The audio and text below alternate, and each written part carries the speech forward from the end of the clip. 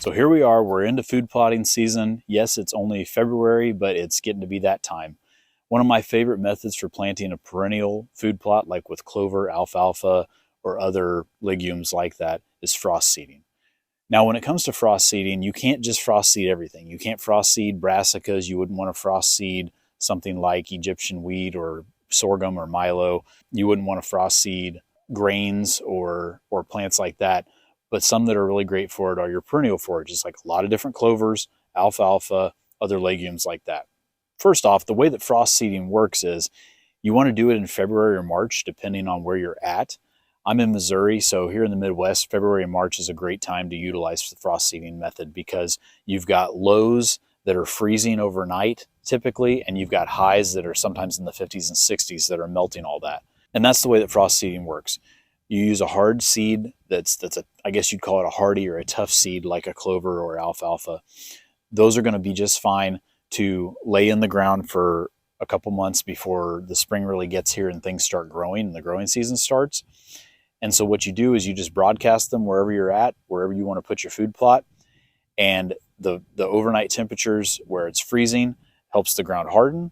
And then the daytime temperatures help it thaw out and melt. And then that just gently starts to work that seed down into the ground and to make good seed to soil contact.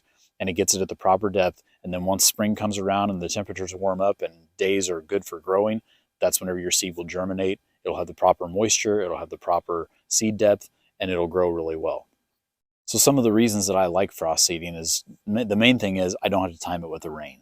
In the spring and the summer, we have to pay attention to when the rain is coming in, and sometimes it's you got to get out there and do it because this is the only rain in the forecast for a long time, and you don't know when it's going to happen again. With frost seeding, your seeds are going to be okay to lay on the ground or lay in the ground until the growing season starts. They get rain, and then they can grow.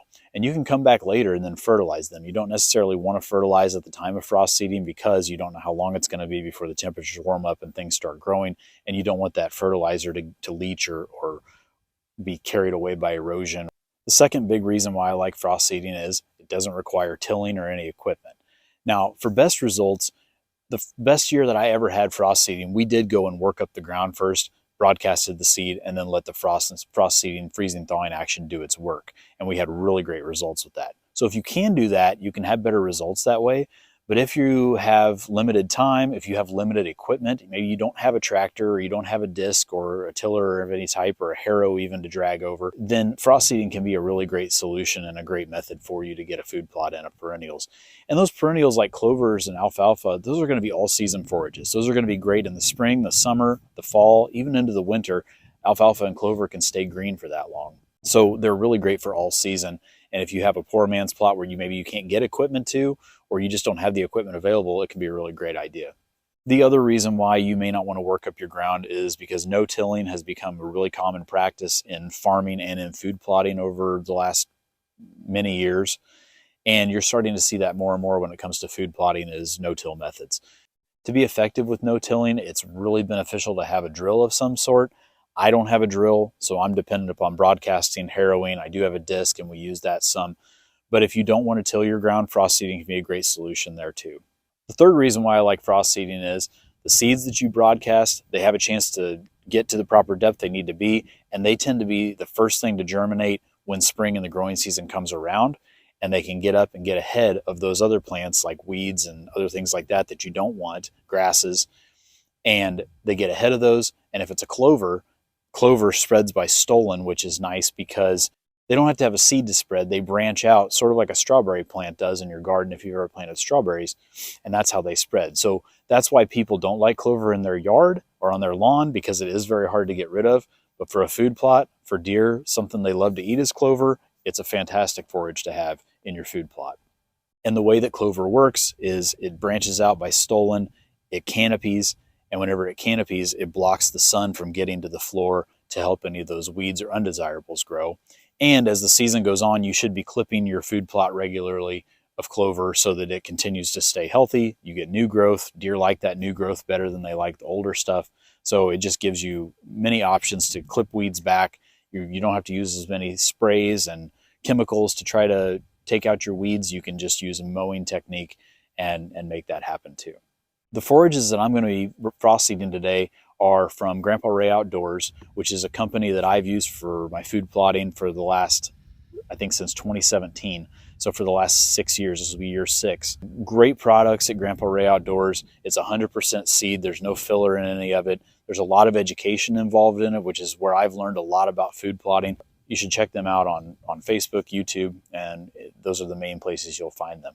So the forages I'm planting today, one is an overseed blend from Grandpa Ray Outdoors. That blend has actually been renamed Clover Craze now, and it has 4 different types of clover in the Clover Craze. The overseed blend has 3 different types of clover. The overseed blend has medium red clover, Alsite clover, and then a Ladino clover and a jumbo Ladino clover.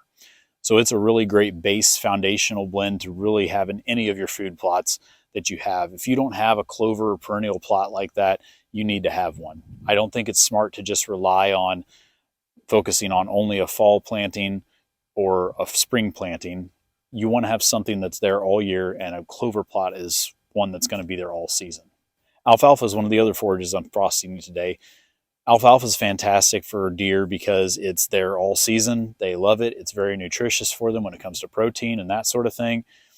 And it's going to be there in the fall and in the spring and in the winter and during the summer and all season. So it's a great forage to have. And one of the things we talk about all the time in the Team Grandpa Ray Outdoors private Facebook page is how alfalfa is one of those stockpile forages. So you can plant it obviously in the spring like I'm doing today or before the spring, and it'll still be there depending on what other forages you have available. It'll still be there in the winter time, and that's where deer are going to really be looking for that food, and they can't just be relying on soybeans and corn and things like that. You need to have other forages for them other than those things, and alfalfa is a great option for that. And finally, the third mix I'm frost seeding today is called Forbes. Forbes has small burnet, plantain, and chicory in it. So chicory is a really common forage that I think you see in a lot of food plot blends from a lot of companies, but small burnet and plantain are ones that maybe you don't hear a lot about. The reason I'm utilizing Forbes this year, and I'm gonna plant it, is because in the Grandpa Ray's world and our Grandpa Ray's Outdoors Facebook page, a ton of the guys have used Forbes the last couple years and have had fantastic results. A lot of deer utilize it. It has a lot of nutrition in it. It has a lot of attraction. So I'm giving it a shot, and I'm going to put it in mine this year and see how well it does. These 3 forages can be spring planted. They could even be fall planted. I've always had great success for the last several years with frost seeding them because, again, the benefits that I mentioned before, I don't have to worry about rain. I think that's my biggest thing is I don't have to worry about when it's going to rain. I can go ahead and plant it, get it frost seeded, let the weather do its work with freezing and thawing, and then it's going to be there whenever the spring comes around. But again, you can plant these at other times of the year. I just like doing it now, and I think it's a really great option that everybody should utilize. If you have extra, you can save some for the spring, save some for the fall. Maybe you have a few bare spots that show up in your food plots, and you can broadcast some seed on those before rain and hit them with some fertilizer at some point, and then have good results there too. So that's an idea as well, is just to keep some on hand that you can spin out there at any time during the year when you have some bald spots in your food plots. Thank you for watching Farming for Whitetails. We'll see you next time.